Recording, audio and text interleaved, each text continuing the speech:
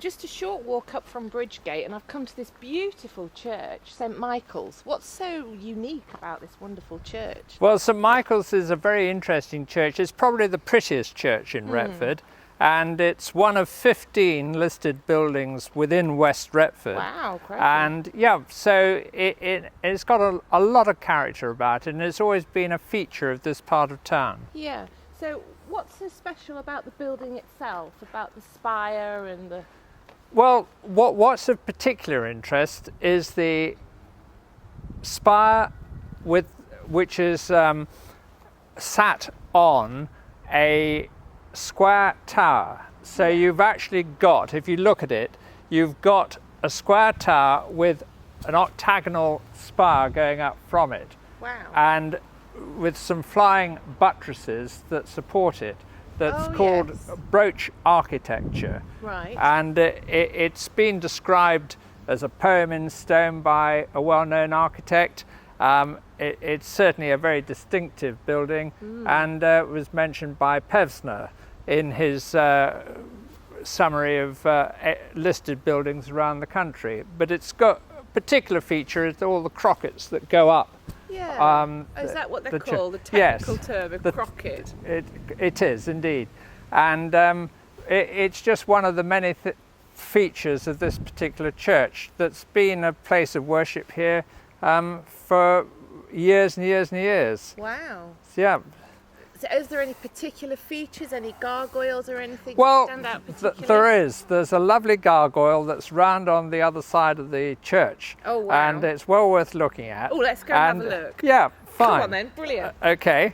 The gargoyle here is supposedly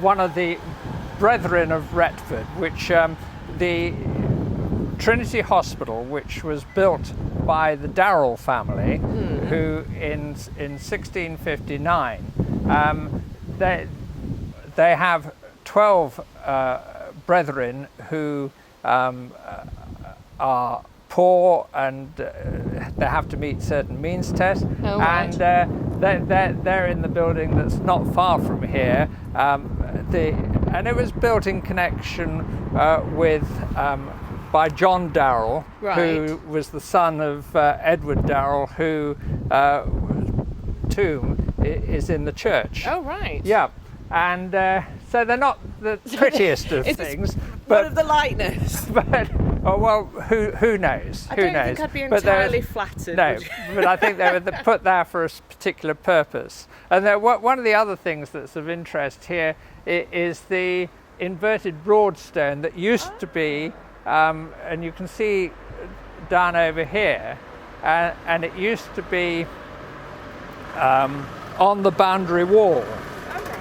And so that stood on the wall, and that of course was of interest because during the plague, people who had coins, they could wash them in vinegar and therefore purify them, and which at this period of COVID is particularly it's topical. Very topical, yes. Do you think we could reinstate that and get it back in use so we can start going back to shops and handing over actual cash? Maybe that would be a very good idea.